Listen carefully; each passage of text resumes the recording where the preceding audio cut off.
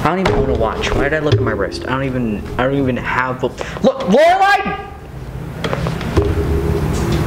Can you hear me? We have, you know, like Jesus! Oh my God! I cannot believe that author would do that. What gives him the right? Whoa! Hold on. You can't just walk in here throwing stuff, especially a great novel. First of all, crazy actions, you know, like skits and bits, like are supposed to be my thing. That's like my thing. Okay, well, I'm not your sorry. thing, my thing. Okay, well, I'm sorry, but I get very excited about books, and this author really just. Okay, now, hey, let's just like save all of that crazy amount of energy from your very small little itty bitty person for the show. All right, like you sound a little too much me. Instead of you, when I want to be me, and I don't want you to be me, and I want to be me, and you need to focus on being you. Okay. Okay, just like, you know, so give me back some of my skits, give me back some of yours, and we'll just go on with the show. So, hello everybody, I'm Jackson, you know, the one Jackson, the only Jackson, this Jackson. Not that Jackson, this Jackson. And I'm Lorelai, and we have a lot of new things happening on the show today, so Jackson. Get ready. On The Buzz, Megan and I will be doing book reviews. And I will also do original fairy tales that became Disney movies. Well, you won't believe how much Disney has changed the classic stories you've come to love. I mean, to be fair, like, you can't really blame them because, I mean, the originals aren't exactly kid-friendly. Oh, absolutely. You're totally correct. Like, seriously, we are going to dig deep into comparing that in this episode. It's going to be crazy. Plus, of course, you know, Toby's friends with Megan. Stay tuned. Okay, the book was not that hard. It hurt. It was a paperback. It hurt! I feel it. Lorelai, you know what time it is. All right, people, pull out your dresses and get those glass slippers because today we are going to have a book. Oh, Cinderella. I loved that movie when I was a kid. Wait. I know so many cool facts about the movies. Oh, Jackson, do you know that... Lorelai, listen, okay? What? Aren't we just talking about Cinderella? About that. Wait, so we aren't talking about the animated Cinderella? What else could you be... Wait. No. Lorelai, you knew this day was coming. No, please, can we not talk about the other version? Oh, I really do not want to talk about the other version. I don't want to have Cinderella ruined for the rest of my life. And on that note, let's get this ball started and dive straight into the dark origins of the Cinderella fairy tale. Believe it or not, but the first version of the actual Cinderella story may have originated from an ancient Greek text. Wait, I think I might know what you're talking about. So isn't the story called Rhodopus? Yeah, actually, yeah, that's right. But anyways, it's assumed that, you know, eventually this Greek version of Cinderella eventually diffused into the folk cultures and fairy tales of other cultures and countries. Now, there are dozens of different variations of the Cinderella story from many different countries. Yeah, isn't it so interesting? But you know what else is super interesting? Just how reoccurring of a theme violence is in so many of these stories. Oh no. Oh yeah! No. And one of the most infamously violent versions of the Cinderella fairy tale came from the Grimm brothers in 1812 within their book Grimm's Fairy Tales. I hate this story so much. It gives me chills even thinking about it. I love it so much. Well, on the bright side, Lorelai, the popular version of, you know, the Cinderella story that we all know was derived from the first European written version of the fairy tale published in 1634. So, luckily for you, the Grimes brothers version wasn't the source for your precious little movie. Okay, I really like that movie though. Oh, please forgive me, your highness, for my transgressions against your precious Don't you movie. dare. Don't make me throw that book at you again. I will. 'Cause you would be a terrible servant. Well, since we are already here, we might as well tell the Grimm brothers version of the story. Well, I was gonna, like, do it anyways. But, thank you for your permission, I guess, whatever. Oh, and it is a good one. It's actually set up quite similar to the, you know, popular version of... Although with slight variations. She's still locked up in the home of her stepmothers, and she's mistreated by her stepsisters. They force her to do extremely dirty and grueling chores, such as scrub the floors, sweep constantly, and clean the ash out of the fireplace, which would cover her in ash. Which is actually the origins of the name Cinderella, as her stepsisters and stepmother began calling her this in a demeaning way to mock her for being almost constantly covered in cinder and ash. This is where the story veers from the whole fairy godmother route. Yeah, and in fact, in this version of the story, Cinderella's fairy godmother is actually a magic tree growing from her mom's grave. A magic tree. The ball is announced as a way of finding the prince a bride, and Cinderella's stepsisters and stepmother do their best to discourage Cinderella from going to the ball, but she eventually gets to go thanks to the help of her magic tree. That's on top of her mom's grave. That too, Jackson. Okay, well, we all know how it goes on from here. You know, she arrives at the ball and meets the prince, who falls madly in love with her. But she always flees from the ball before 12 and evades the prince every single time. But on the final day of the ball, one of Cinderella's glass slippers falls off. And the next day, the prince decrees that whoever fits the slipper will become his bride. This is the, part where you might want to close your ears, Lorelai. We're about to get to the snippy bits. Really funny. You're so funny. Anyway, many women, jumping at the opportunity to try and become the prince's bride, come to try and fit the slipper on their foot, but of course none of them can. This is where it gets gross. Please, take it away, Jackson. Why did you give it back to me if you're... okay. Well, so basically, the stepsisters devise this plan to slice off chunks of flesh from their feet in order to make their, feet slimmer and smaller so they can fit it into the slipper. Several times! And all of them, well, actually, in the end, one of them manages to get her foot in the slipper, but, the prince rejects her, as he can obviously see that the slipper does not fit naturally, considering that she only has 3 toes now instead of 5.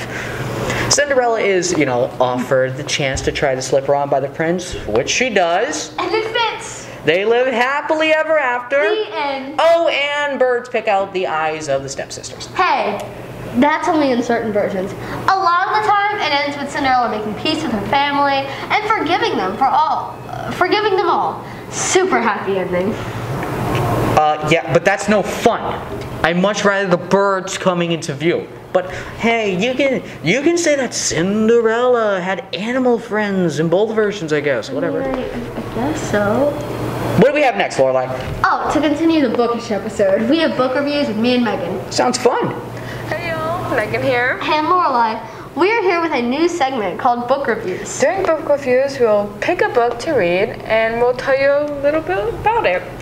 Tell you what book genre, the age group of the book, and what we like and don't like, and finally, we'll give you a review. Lorelai, would you like to go first? Sure. So, listen. Honestly, I can't understand how people cannot be readers. Because if you find the right book, you're never going to want to put it down.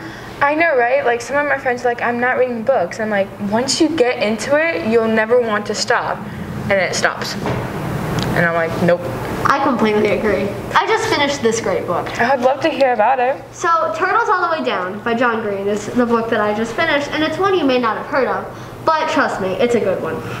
I know some have mixed opinions on John Green's writing, but I personally love this book. The story begins with a runaway fugitive billionaire with an extreme reward if he is found. And these 2 girls take on this case and run into old friends, they form relationships, and they just go through life. At its heart, however, it focuses on Asa Holmes and her inner struggle with herself, and, as she puts it, her thought spiral. Pretty rough, huh? Definitely. Asa's struggle with anxiety is something I personally can relate to, and I know a lot of others can as well. This book highlights what it's like to live with intrusive thoughts that you feel like you can't escape, as well as how your struggle also affects everyone around you. Mental illness is definitely a tough topic that needs to be represented in books. It's so great that Green did that. It seems really great. Well, what I liked about it is that Green never exactly specifies what Asa's mental illness is. So the fact that the book is less about Asa's illness, it's more about her struggle as a whole, and I think that's a really good thing. So we know she has anxiety, We don't know what kind of anxiety. We just know how she thinks and what it does to her personally.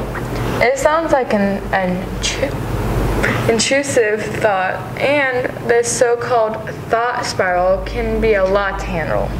Oh, for sure. This book really opened my eyes to the struggles people face with mental illness, and how they are handled by the public, and how they could definitely be handled better. The book also highlights other major topics, such as Daisy's poverty, the idea that rich people aren't people, and the loss of a parent. Seems very cliche teen drama. Okay, maybe, but I absolutely love it, and the entire young adult genre. If you want a book that closely highlights anxiety with just a little bit of romance and the lives of 3 teenagers living drastically different lives together, check out Turtles All the Way Down.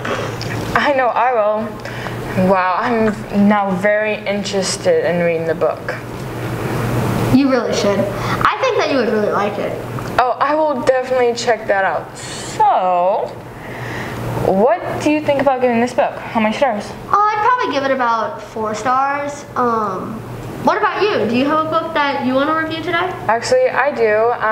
First off, my book is not with me right now because it's electronic based. You can get it on like your phone, your Kindle, your tablet, whatever.